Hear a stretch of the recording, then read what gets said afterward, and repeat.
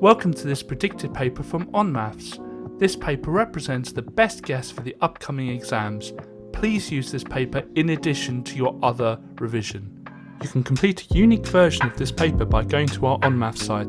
Onmaths is full of free content to help you prepare for your exams, such as topic-based papers, demon questions and mini mocks. If you like what we do, please consider subscribing. We've got to first of all work out how many parts there are altogether in our ratio. So we've got 51 saying yes, 7 saying no, and 13 undecided. So altogether, we've got 51 plus 7 plus 13, which is 71 parts. Now each part is equal. So to find out the value of one part, we're going to do how many students there are, which is 2,911, and divide it by the 71 to find out what one part is worth, how many students are in one part. One part's worth 41 students. So each one of those parts in the ratio is 41 students.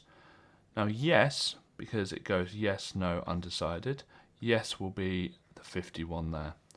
So it's 51 lots of 41 students. 51 parts with each part representing 41 students. And when you multiply those together, you get 2,091. So our answer is that 2,091 students responded with yes. So we're just going to substitute the values that were given into the formula. So v squared equals, and then u is 16.4 squared plus 2 times a, which is 0.2, times s, which is 110.2. Type that into the calculator and you get 313.039 blah blah blah. And what we're going to do is we're just going to quickly solve this by square rooting both sides, because it's v squared equals and we just want v equals. So v equals, and we're just going to square root that on the calculator, 17.692 blah blah blah. It says it wants it to two decimal places, that's just going to be 17.69. Whenever we do these kind of questions, it's always best to convert the pattern into numbers. So we're just going to count the dots. So we've got 2, 4, 6, 8, 9 in the first one, 2, 4, 6, 8, 9, 10, 11, 12, 13, 14, 15, 16, 17. So our sequence is going 9, 13, 17. And we're going to see what it's going up in. So we're adding 4 each time. And that means our sequence will involve 4n. And then what we do is we go backwards 1 to find the 0th term. So we're going to take away 1. So 9 take away 1 is 5. So the 0th term is 5. And the 0th term just tells us what to add on to the 4n. So 4n plus 5 will be our answer. The first piece of information I'm going to focus on is the fact Denver gets 8/19. Denver gets 8/19, that means that Engel and Fido together must get 11/19 because they have to add up to 1. So we're only looking at 11/19. I'm going to focus on the ratio next of Engel to Fido. So it's 9 to 5. And let's have a look and see, well, first of all, how many parts there are all together. So 9 plus 5, which is 14 parts.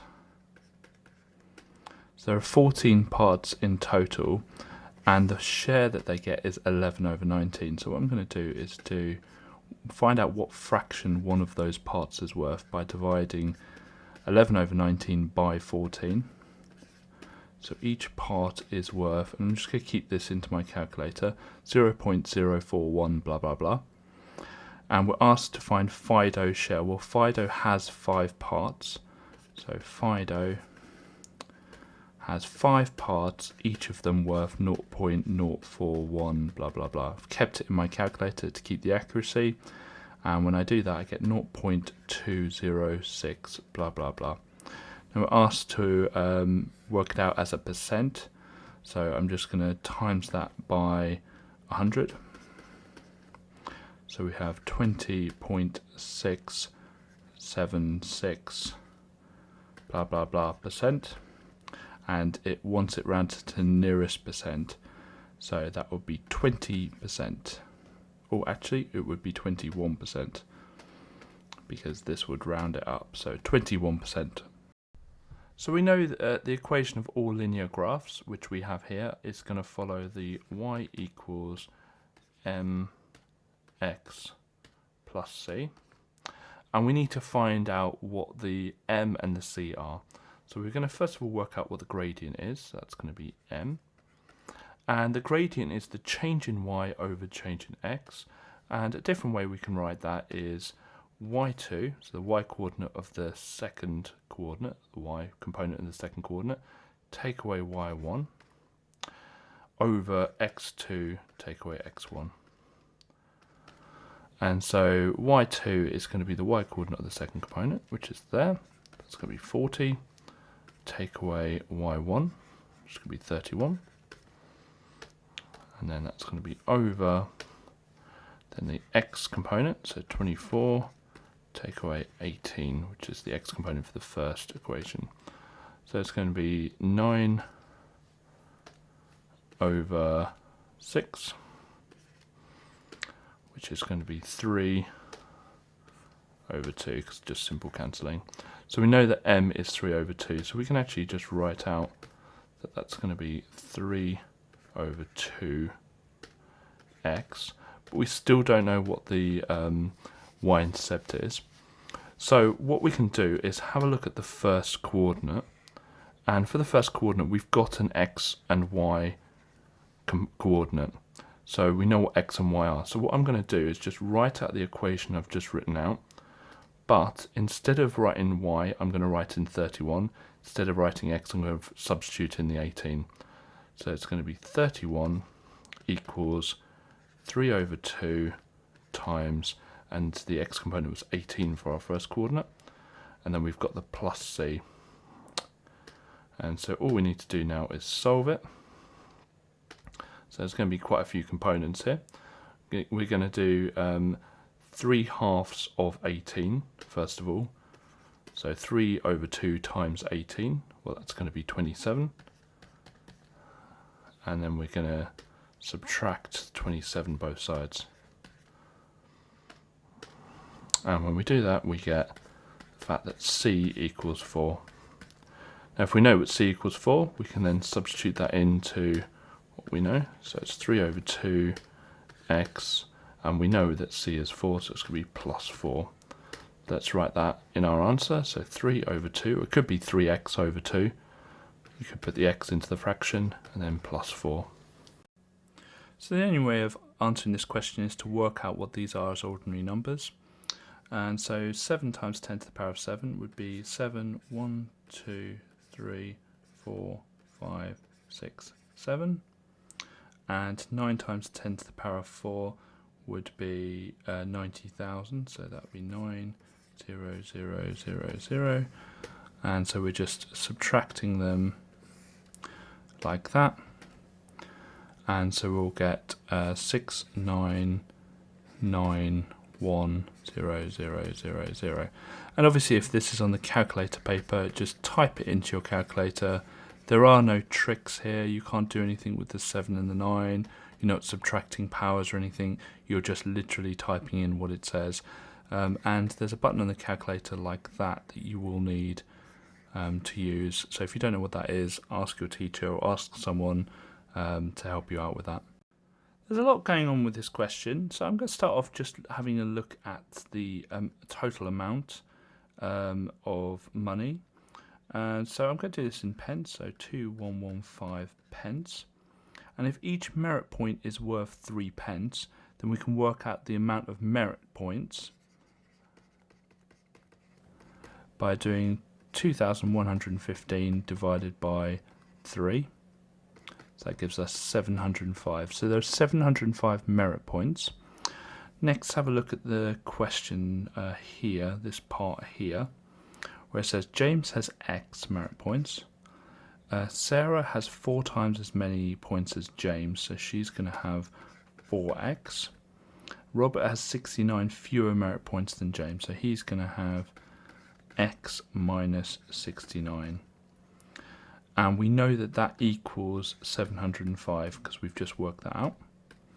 And this feels like a solving coming on. So we've got x plus 4x plus x, which is 6x. Minus 69 equals 705. And we're going to add 69 to both sides.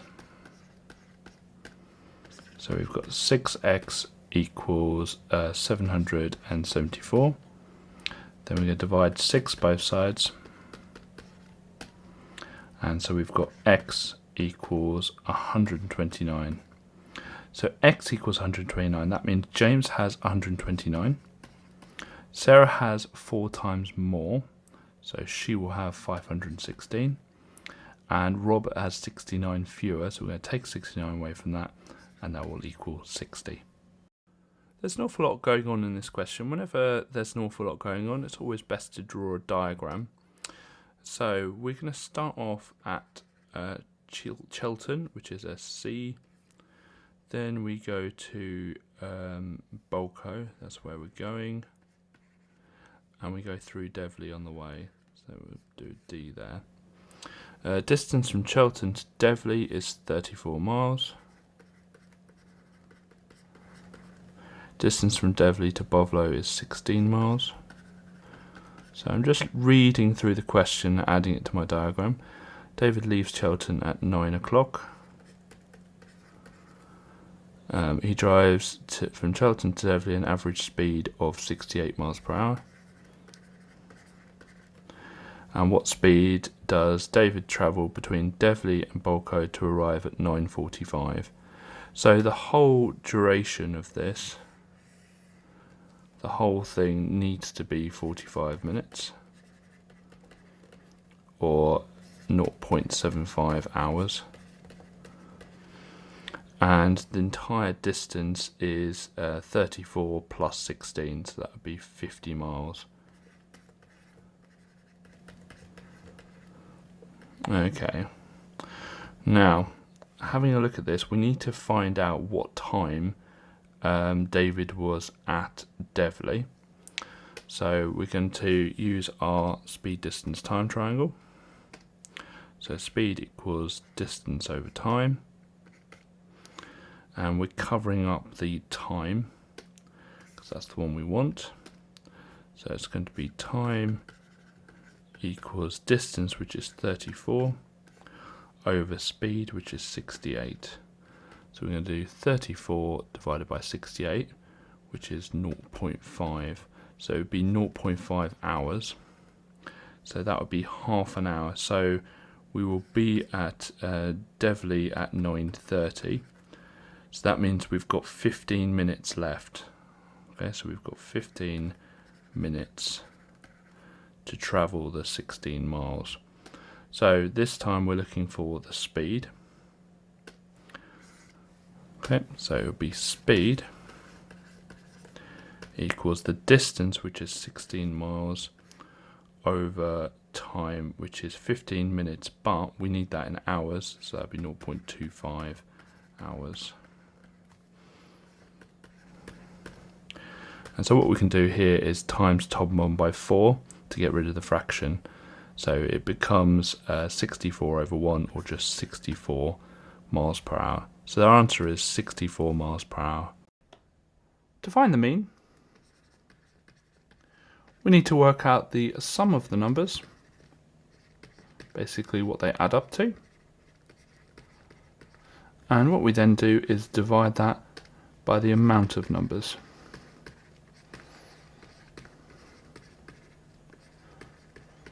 Now, what this table is telling us is there are 14 students who got a time between 0 and 4 seconds.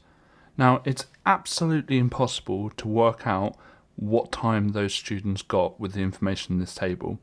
So what we need to do is we need to assume they all got, say, 0 seconds, or all got 4 seconds. And the fairest value to say that they all got is what we call the midpoint. And to find the midpoint, what you do is you add up the lower bound and the upper bound, so the highest value and the lowest value, add them together and divide by 2. So 0 plus 4 divided by 2, which is just 2. And that gives us a halfway number, which is fair to everyone.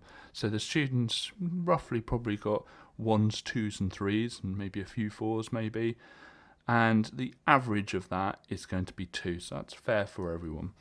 Same with the 4 and the 8.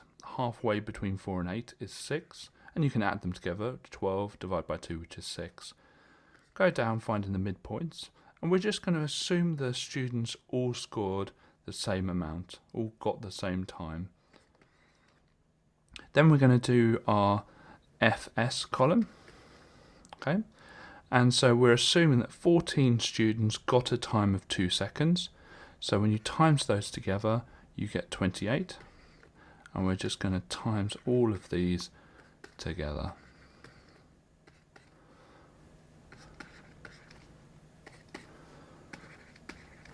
Okay, next we're going to work out the sum of the FS.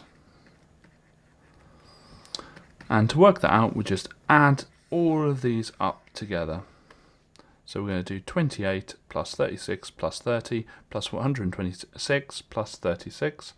And when you add them all up, you get 256. Now, that will give us the sum of numbers. So we're going to put that into our working out now. And we need to find out how many numbers there are. Well, the frequency column will tell us how many numbers there are. So we're just going to add all of those up together. So we're going to find the sum of the frequency, which is 14 plus 6 plus 3 plus 9 plus 2, which is 34. And when we do 256 divided by 34, we get 7.529 blah blah blah. It says it wants it to 2 decimal places, so we're going to round it to 7.53. The first thing we need to do is work out the area of the floor, and you'll notice that this is a trapezium. So with a trapezium, the formula is half A plus B times H, and A and B are the parallel sides, so these ones are the parallel sides, and the height is the one connecting the two bases, the two parallel sides. So we're going to start off by writing down the formula, so it'd be half A plus B H, so half times 2.8 plus 1.2 times 11. And when we do that, we get 22. So the area of the floor is 22 meters squared. And it says here that the tiles are sold in packs which cover 3 meters squared. So if each pack covers 3 meters squared, we're going to do 22 divided by 3, which will be 7.33 packs that we need. Now obviously you can't get 0.3 of a pack or 0.33 of a pack. So we're going to have to get 8 packs and just have some left over. So we'll need 8 packs in total. Okay, next thing we look at is the fact that the Jenny has a 25% discount. So we need to find out what 25% discount would do to the £18.60 for the tiles, or for the pack of tiles. And so what we're going to do is we're going to get the £18.60 and we're going to times it by 0.75. So we're just going to find 3/4 of it because she has a 25% discount, and that would be 1,395. So that's the tiles are going to cost £13.95. Now I've done this in pence and I've kind of muddled it together here, so really let's just go back because I've kind of done this in pence. So that would be 1,860 times 0.75, and so each pack will cost 1,395, and the reason we're doing this in pence is the answer needs to be given in pence, so I might as well just make that conversion now. And so it's going to be 8 lots of the 1,395 pence packs, which will cost in total 11,160 pence, or £111.60. But Jenny has £100 to spend, and we're asked how much extra does she need. So we're going to do the 11,160, take away the 10,000 pence that she has, which will give us 1,160 pence. So she needs to find £11.60 or 1,160 pence from somewhere. So if we imagine we've got the 25 metre pipe here, and we've got the 35 metre pipe here. The question's basically asking us what can we cut all these pipes into, and they all have to be the same length that will fit with the 25 metre and the 35 metre. And essentially what this question is asking is, what is the highest common factor of 25 and 35? So to find the highest common factor, what we do is we just find the factors of 25, which is 1 and 25 and 5 and 5, and the factors of 35, which will be 1 and 35 and 5 and 7. And the highest common factor is the number in both lists, the highest number in both lists, so it's 5. So what we can do is we can cut all of these pipes into 5 metre pipes. So 1, 2, 3, 4, not to scale, and then 7 of these, so 1, 2, 4, 5, 6, and so there's 7 in total. So each of these are 5 metre long, and there's no wastage, and that's the longest we can make the pipes for there to be no wastage at all. So my answer is 5 metres. We can't work out what x is straight away, but we can find this value here, and we know with Pythagoras we can find a third length if we've got other two in a right angled triangle. So a squared plus b squared equals c squared, and A and B were labelled. C is always opposite the right angle, so it'd be 49 squared plus B squared equals 68 squared, and 49 squared is 2,401, and 68 squared is 4,624. So we are solving here, so let's get our lines down. And we're going to start by subtracting the 2,401 from both sides.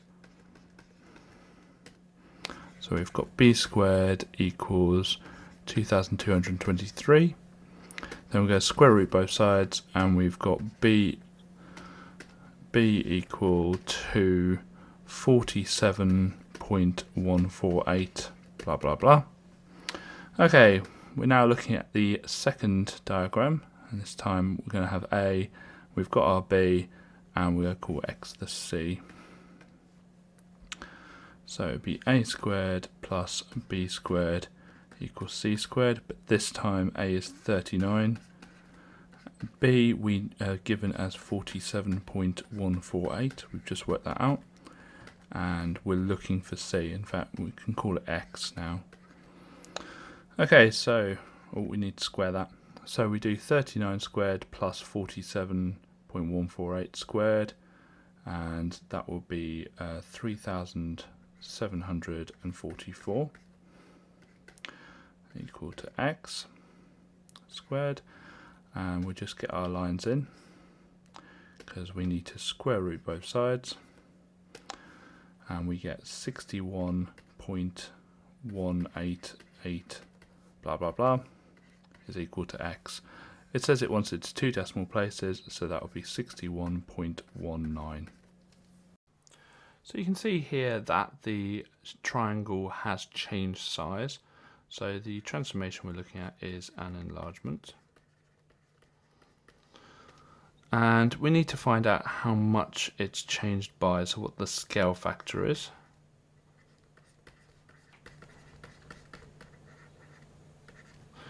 And so we've got 2 at the bottom here of triangle A, and we've got 4 at the bottom here of triangle B.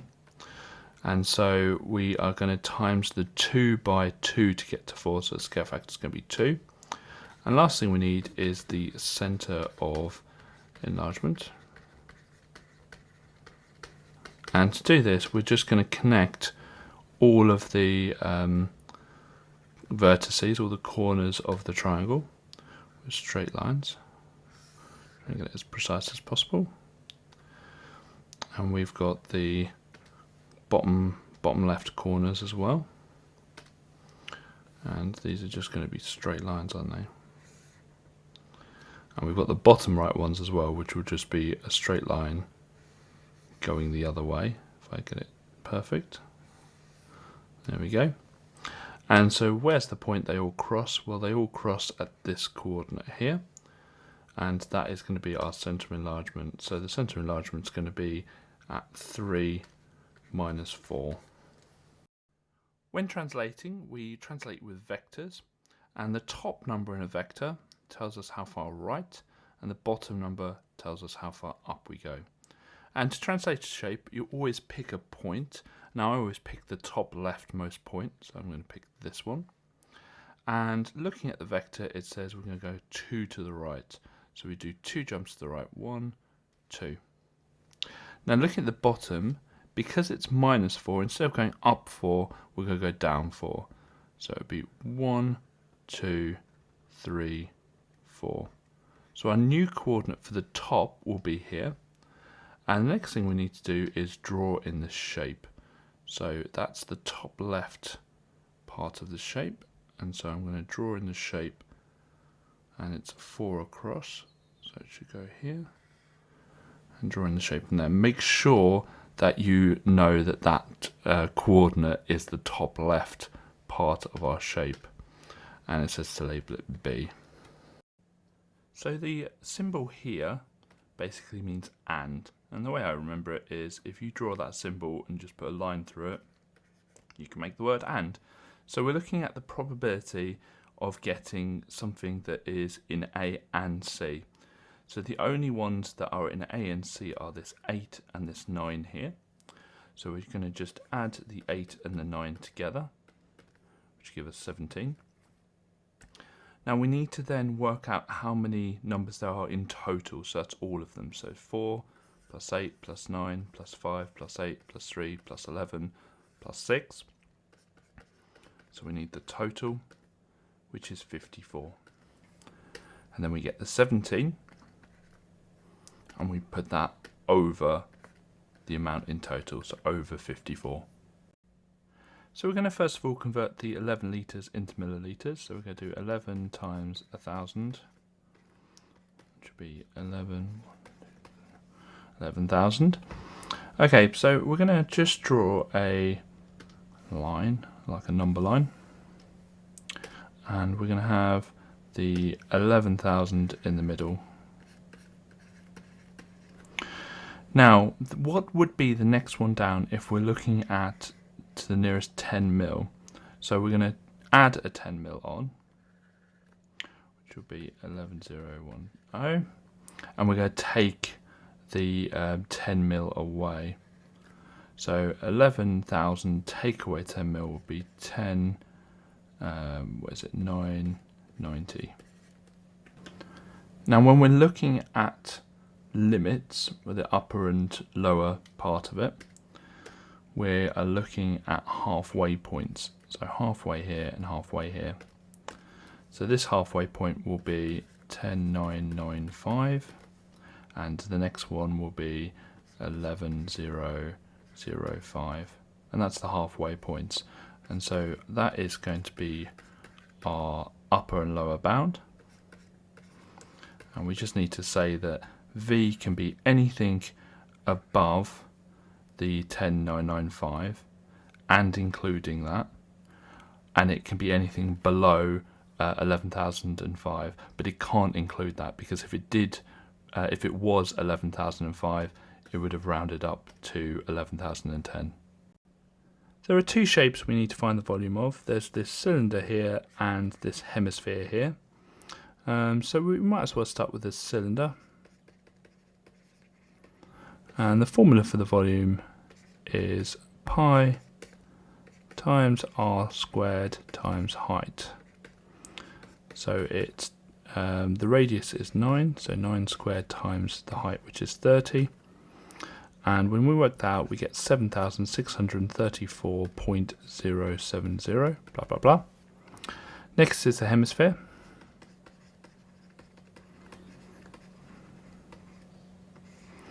To find the volume of the hemisphere, well, the volume of a sphere is 4/3 times pi times r cubed. But because it's a hemisphere, we just times that by a half. So it's half times 4/3 times pi times r, which is the radius, which is 9 cubed. And that gives us 1,526.814, blah, blah, blah. And so the total volume is 7,634.070, blah, blah, blah, plus the 1,526.814, blah, blah, blah, which equals 9,160.884, blah, blah, blah. It says it wants it to 2 decimal places, so when we round that, we get 9,160.88.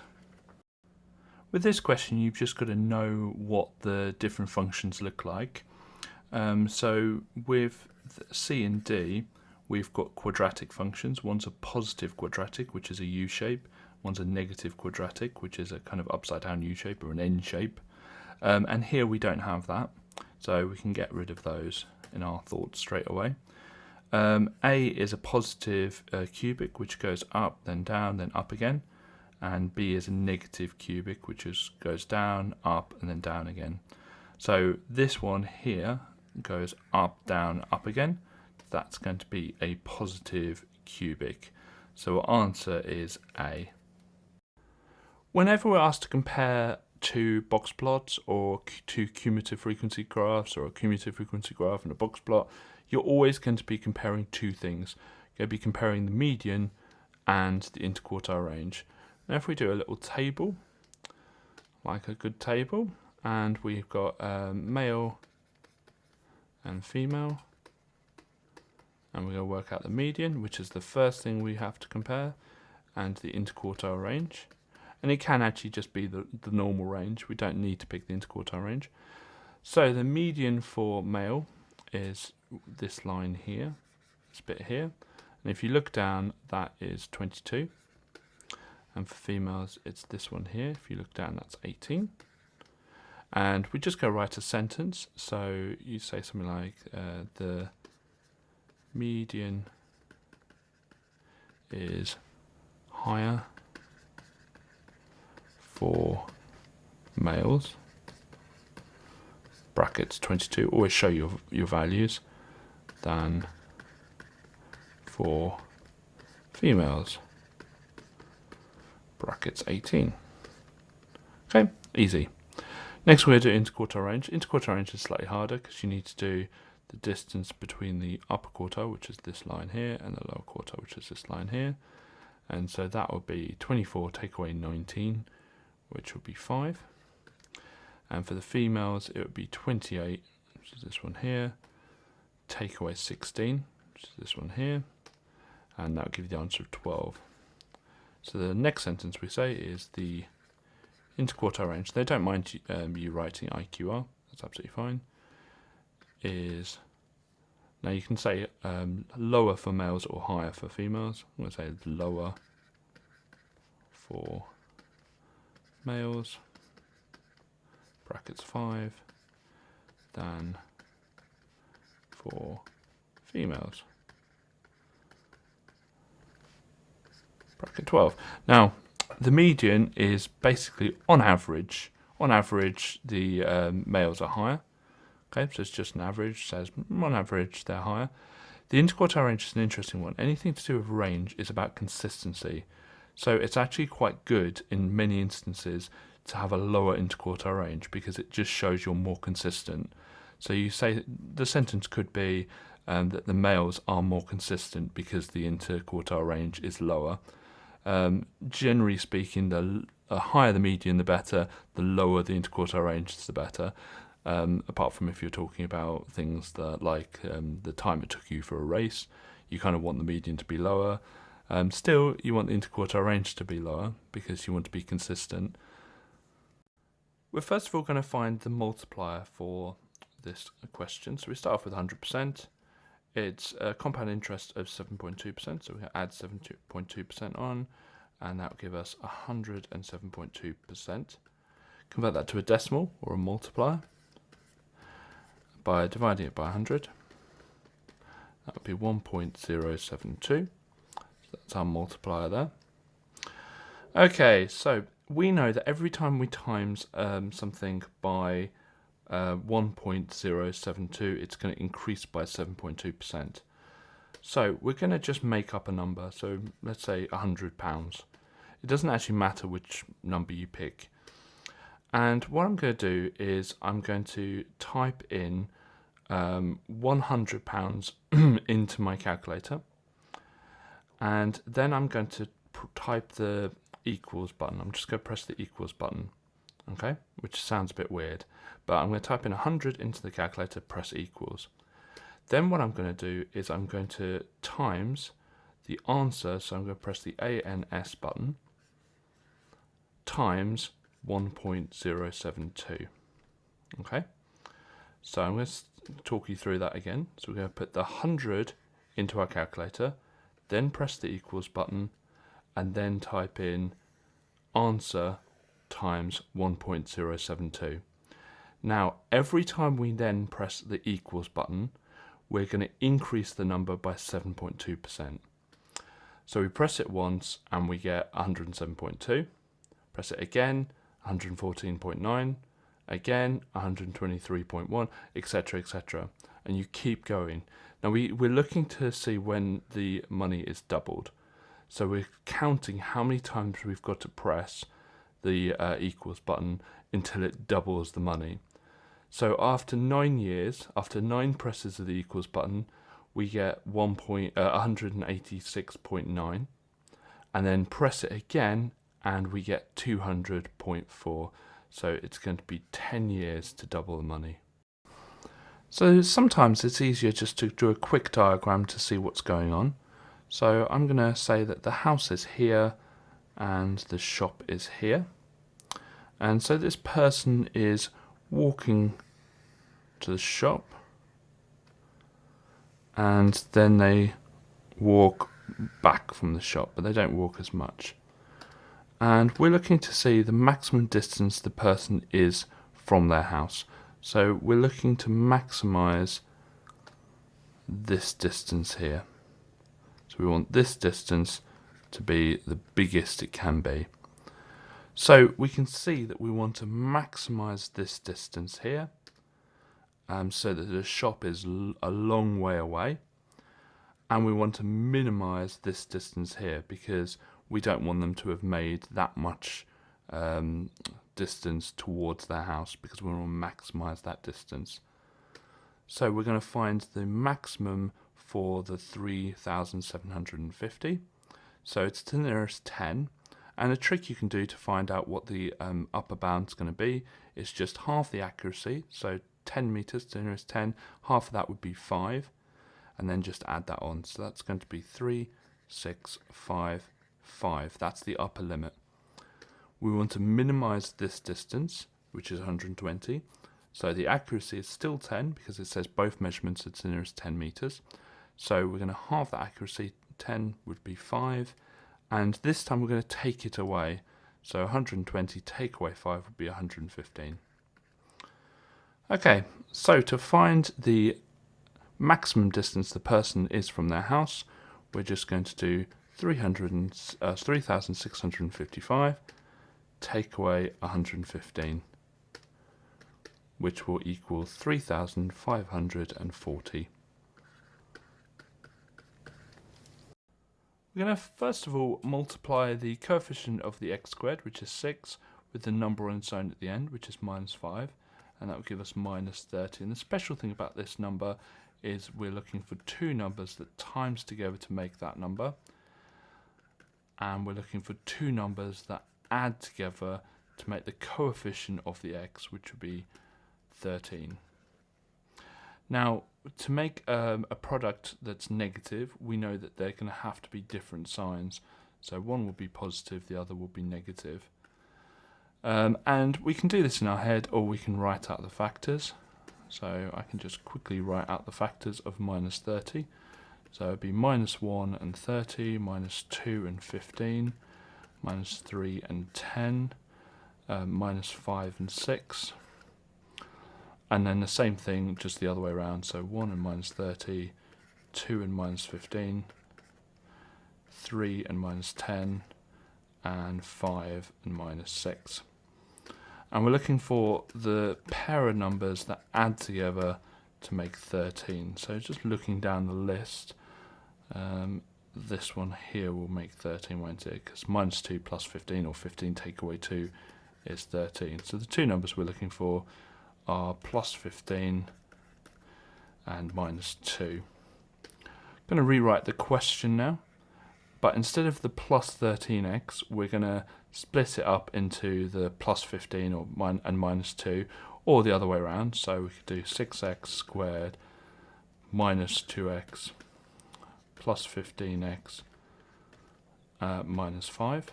And a little tip, if you've got a positive and a negative number, let's just tidy that up a bit, always put the negative number first. Okay, so always, if you've got a choice, put the negative number first and then the positive number. It just makes the maths a bit easier. We're going to look at the first two terms and the second two terms separately. We're going to factorise them linearly, which means just put them into a bracket. And we'll only look at the purple box. So here we've got 6x squared minus 2x. So that's obviously going to be 2x on the outside. And that's going to be 3x minus, and here it's actually just going to be minus 1, isn't it? Okay. And for the next one, we're going to have, was it 5? And that would be 3x, and again, minus 1. Okay, these two brackets, it's not a coincidence they're the same. They have to be the same, and we just write them once. They are one of our brackets. If they're not the same, it means you've made a mistake somewhere. And we get the 2x and the plus 5 together. So 2x plus 5, we put them together. So in total, we have the first bracket, which is 2x plus 5, and the second bracket, which is 3x minus 1. And actually, the brackets can be either way around. So we're going to start off just by copying down the same equation. And we're asked to make B the subject. So we're going to put our solving lines in. So the first thing we need to do is get rid of this 10 here. So we're going to divide both sides by 10. And that will mean we have a fraction here, a over 10. And we've got the square root b over 3. Now we need to get rid of that square root. So what I'm going to do now is square both sides. Now to square a fraction, we square the top of the fraction and we square the bottom of the fraction. 10 squared is 100. And that will equal b over 3. And we want to get rid of this next, so we want to times both sides by 3. To get rid of a divide by 3, we times both sides by 3. Now with a fraction, when you times it by something, you actually just times the numerator, the top, by that. So it's going to be 3a squared over 100 equals b. So b is 3a squared over 100. Okay, so first thing I'm going to do is just a quick sketch of this diagram. So we're told the lengths are 8 and 6, and the angle between the lengths is 64 degrees. And we've kind of got a missing length down here which we need to find. So we need to find that one. Okay, so let's label them. Now we're going to be using the cosine formula. So cosine formula involves angle A. So we're going to label the angle A. And the one opposite, the one we label as A, is going to be little a. And then little b and little c, it doesn't matter. Right? It doesn't matter which way around you do them. So we're going to write down the cosine formula.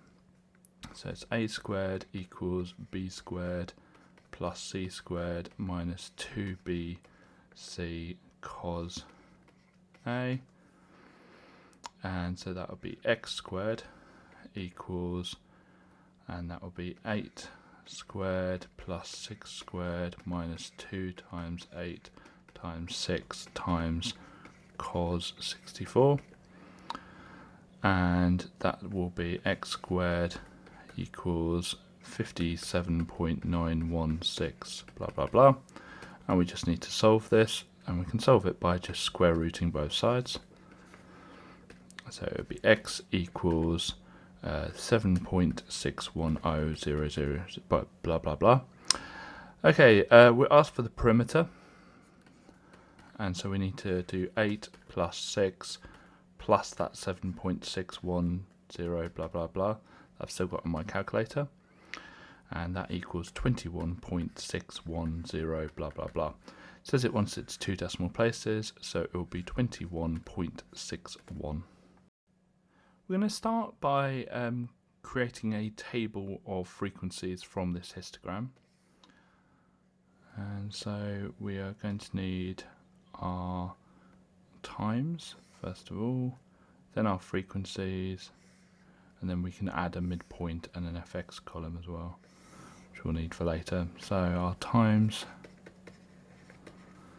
then our frequencies, then our midpoints, then we'll do the fx later on. Right, so the first group is 0 to 10.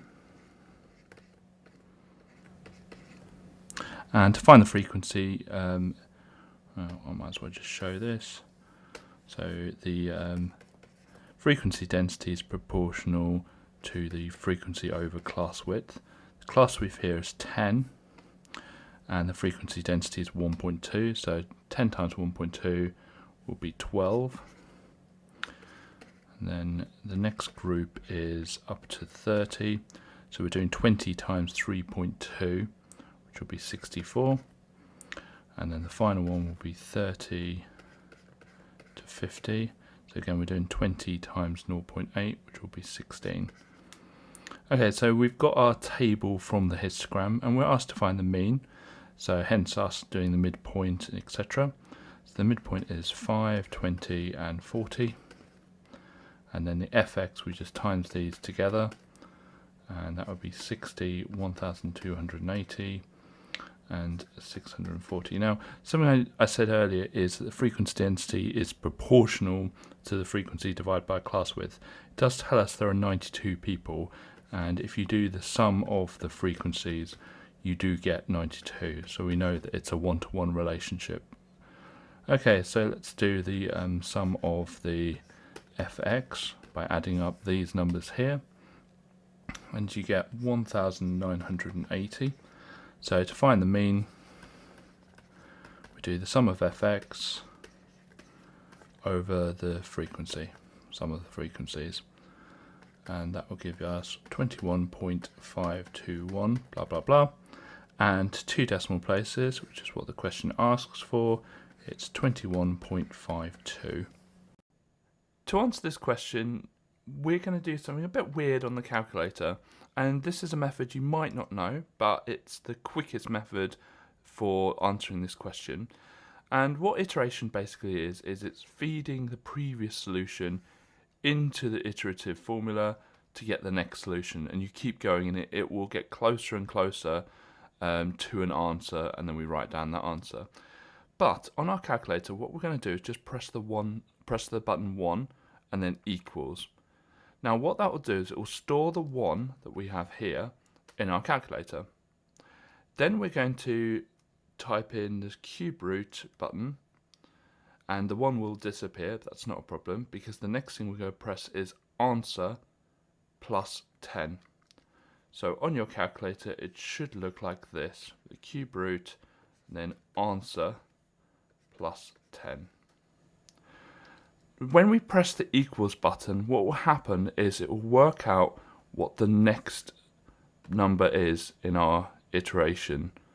So if we press equals, we get 2.22398 blah blah blah. Because we're looking for it for 3 decimal places, we're just going to work that out to 3 decimal places. So it'll be 2.224. then all we need to do now is press equals again, because instead of using the 1, it will use the 2.223980091, etc. as the answer. So I'm going to press equals again, and lo and behold, I get 2.304.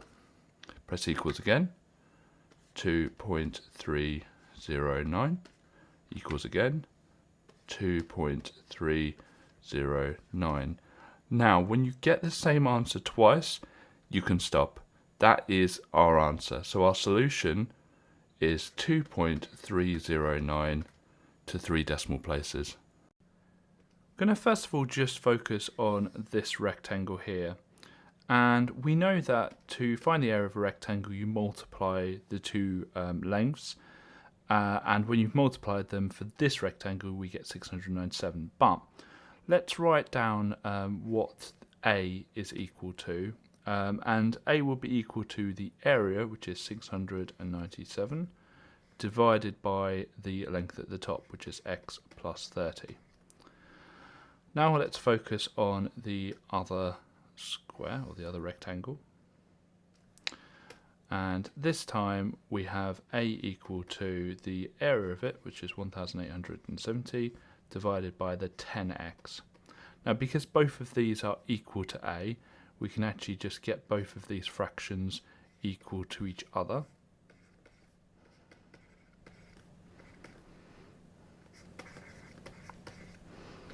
And what we can do is work out what x is going to be.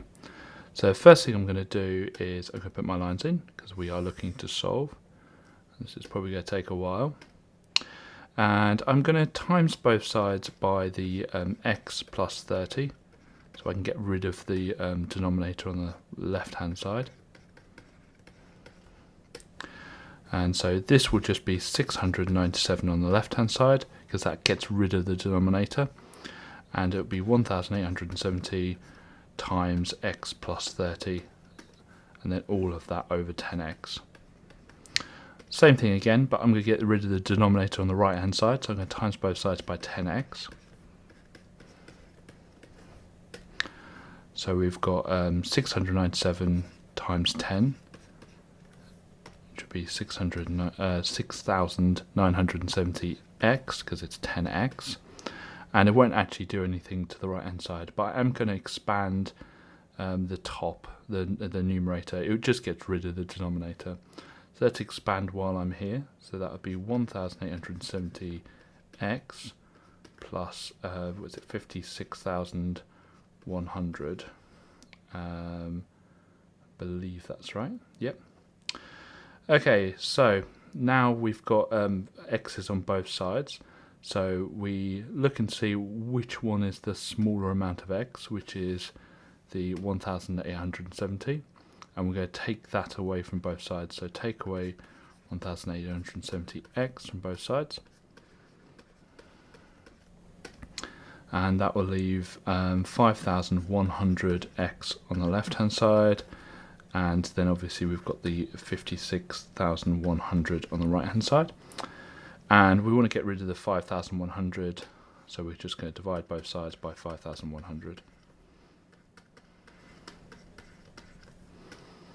And so we've got x equals 11.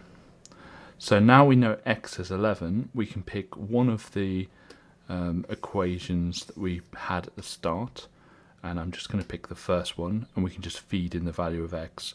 So a equals 697 over, instead of x, it's going to be 11 plus 30. And when you do that, you get the answer of 17. So A is 17. We're going to first of all work out what the function f g of x is. And to do that, what we're going to do is just feed in the value of gx, the function, the kx plus 2. We're going to feed that in as the value of x in the f of x function. So instead of 4x, it'll be 4 lots of kx plus 2 and then plus 3. Now this says that fg when 4 is put into it, it gets an answer of 187. So when 4 is put into it, well, let's put that 4 into it. So 4 brackets, and it's k times 4, so that's 4k, plus 2, plus 3. And it says that that will equal 187. So we've actually got something we can solve here. So I'm just going to rewrite that, but actually I might expand the brackets as well while I'm at it. So 4 times 4k is 16k, 4 times 2 is 8, plus 3 equals 187, and let's get our solving lines in. Okay, so first thing we're going to do is, well, we can add the 8 and the 3 actually while we're here. So 16k plus 11 equals 187. So we're going to take away that 11 from both sides. So we've got 16k equals 176. And then we can divide by 16 both sides. So we've got k equals 11. So answer is 11. So the first thing we need to realise is that we can create a right angle triangle from within this cone. So if I draw a line from the top going downwards, a line to the right and a line up, and we can label the sides. So we've got 30 here, and we've got 10 at the bottom here, and we're looking for this angle here, which we're going to call y. And if I just highlight all of this and move it across, then we're obviously going to be using trigonometry to find out what y is. So first step with trigonometry is, well, find out where the right angle is, which is there. And the one opposite the right angle is the hypotenuse. The one opposite the marked angle is the opposite. And the one between the right angle and the marked angle is the adjacent. In this question, we're not using the hypotenuse because there's no letter or number next to it. And so I'm going to do my SOHCAHTOA, SOHCAHTOA. And we're not using the H, so we're going to cross out these two. We're using the TOA, and that stands for tan the angle, which in this case is y, equals the opposite, which is 10, over the adjacent, which is 30. And so tan, so we're going to inverse tan both sides, so we're going to have to solve this. So let's get my lines in. And we're going to inverse tan both sides. So that will just leave y on the left hand side, and then we need to find out what the inverse tan of a third is. And the inverse tan of a third is 18.434 blah blah blah. Now, what I did at the start was I moved the diagram away from the cone. Let's just move it back and we'll see the fact that y is exactly half of x, because we've done a line straight down the middle. So to find out what x is, all we need to do is double y. So x is going to be 2 times y. So that's going to be 2 times the 18.434 blah blah blah blah blah. And so that is going to be 36.869, etc. And it says it wants it to correct 2 decimal places, so that's going to be 36.87 degrees. You can complete a unique version of this paper by going to our onmaths site. Onmaths is full of free content to help you prepare for your exams, such as topic-based papers, demon questions, and mini mocks. If you like what we do, please consider subscribing.